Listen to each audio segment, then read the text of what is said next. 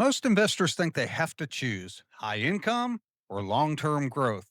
But what happens if you combine both into one portfolio? I built a 5 ETF strategy using QQQI, QQQM, SPYI, VOO, and RSPA. This was requested by one of our subscribers. Thank you for that input, and this one's for you. And so when I ran the numbers, something really interesting happened because this portfolio didn't just create strong income, it also reduced one of the biggest hidden risk investors are facing right now.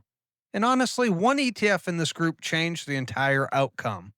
So today we're going to break down income, growth, diversification, reinvestment, and whether this could actually work as a long term retirement strategy. So stay tuned.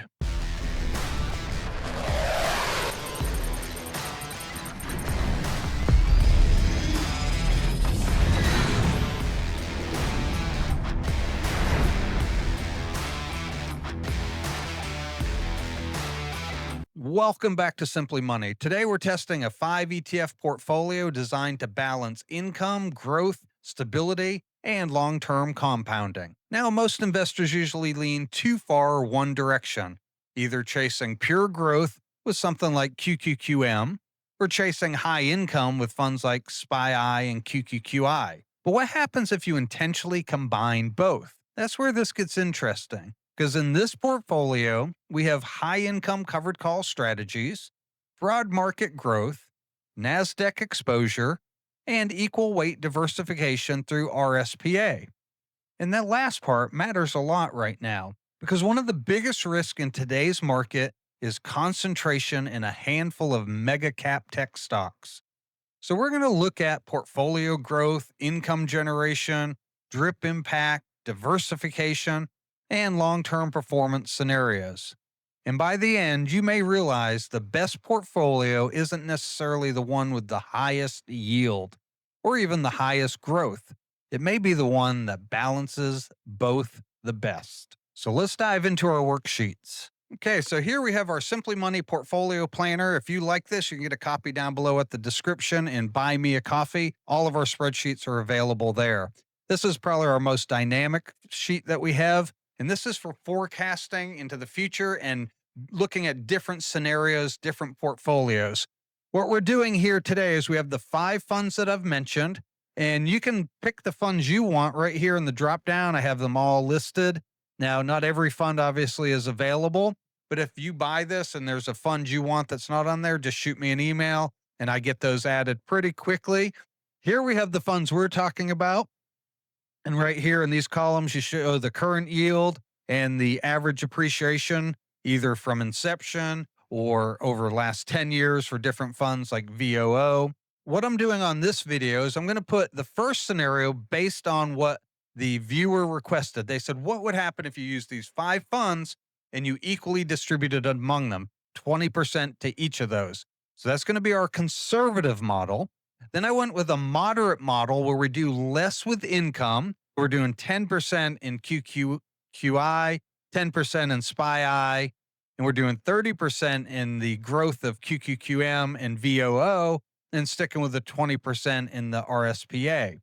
And then for our aggressive model, we went with the 30% in the QQQI income and the SPYI income, and only 10% in the growth of QQQM and VOO, and keeping the 20% in RSPA. Now, with those different scenarios, what we have here is we're doing $10,000 initial investment, no other money added for now. We'll do another scenario in a minute, so stay tuned where we look at what happens if you add monthly so we can kind of see the dollar cost averaging on these. And then we're going to look at this for a 30-year accumulation. So $10,000, you buy it, you let it ride. What happens? We're going to start out with our conservative model with 20% in each one of those. Go to our deposit rules and clear that. Make sure nothing's in there. Those aren't active right now. We're going to go to the forecast tab. We have our conservative model chosen right here. Conservative starting portfolio says what we put on the other sheet. You can see here we started year one, month one, $10,000, income generated $58. Come down to 30 years with this equally diversified portfolio. we're going to be looking at right under $1 million and generating $5,800 a month. So this equal portfolio is generating a nice monthly income, and we're looking at a nice portfolio of $1 million. Let's just flip over. Remember, we're going with the moderate where we're focused more on the growth, higher amount into growth, a little bit less into the income. Let's see what happens there with the moderate. Oh, look there.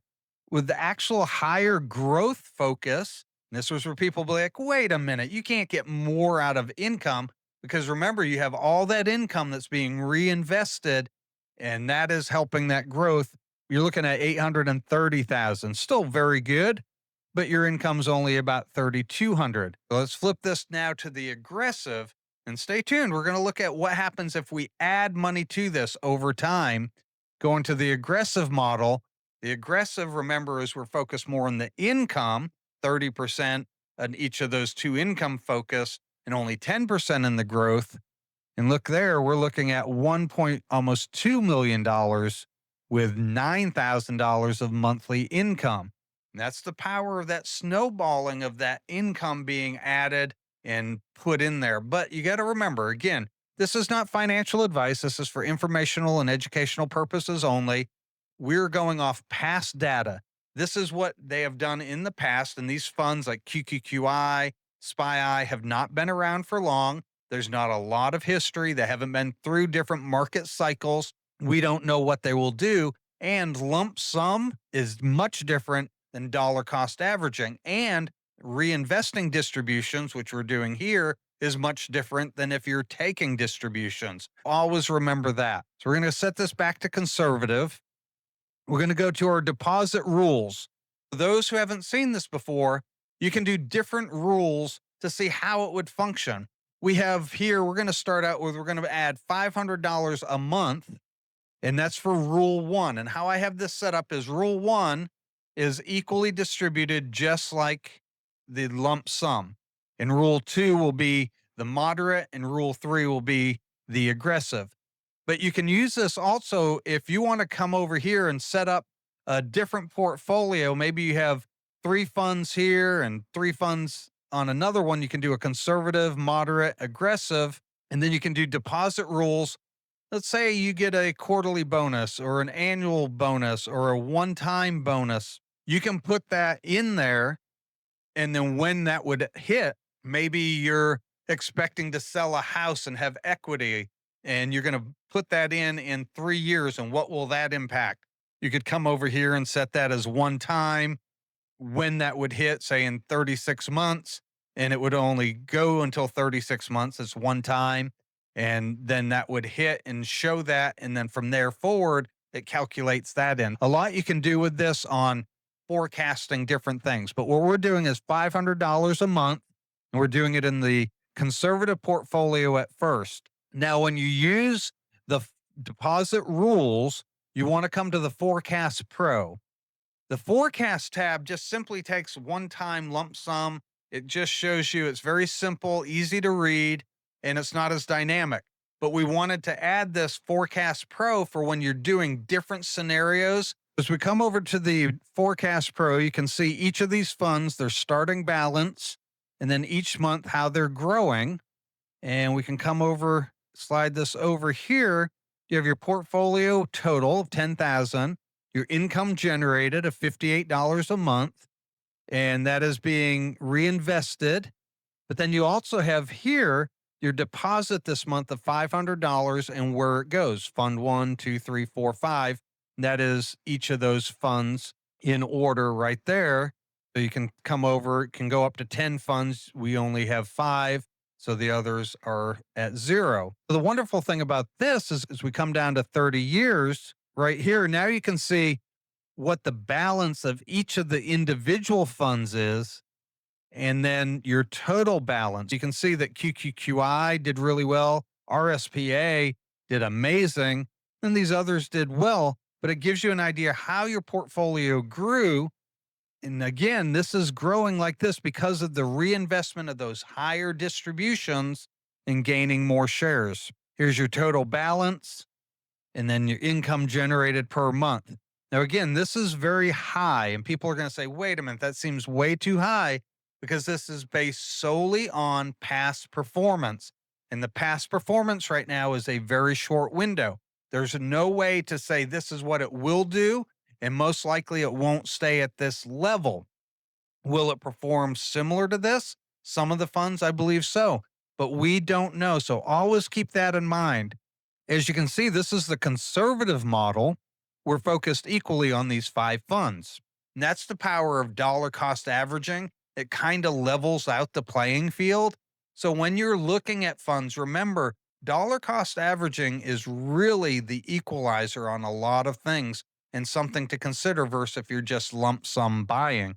Not everybody lump sums buy. You might $10,000, but a lot of people are also looking at, hey, I'm going to be all growth. And then right when I'm about to retire, I'll sell and I'll lump sum into these income portfolios to get income now.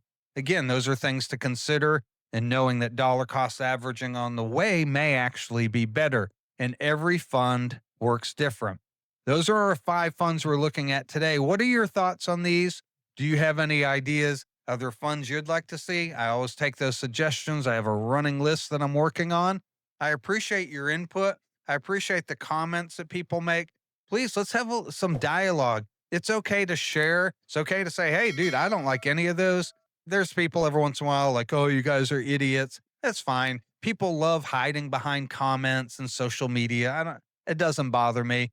Make your comments, but be for those who are serious and want a dialogue, let's dialogue. I'm open to it. I don't think my way is the right way. I'm not telling you to do this. I'm not telling you to do any of the funds that even the ones I own. I share them for you to see, but I think you need to do your own due diligence and make your own decision. Some people are much more risky in their investments than I'll ever be, and some are way too conservative. I share my opinions. I share what information I have, the data that I pull, and it is what it is. If you like it, great. If you don't, that's okay too. But let's share and dialogue and learn from each other. There's funds that I've heard about from you guys that I've never heard of, and now I've been able to do research. So keep sharing those as well. And let's build the community in a way that we can help one another learn and make decisions that are as informed as possible. Nobody's telling you to do something or not do something. We're here to provide information for you to make the best possible choices and decisions you can in your investment journey. Thank you for joining me. We'll see you next time on Simply Money.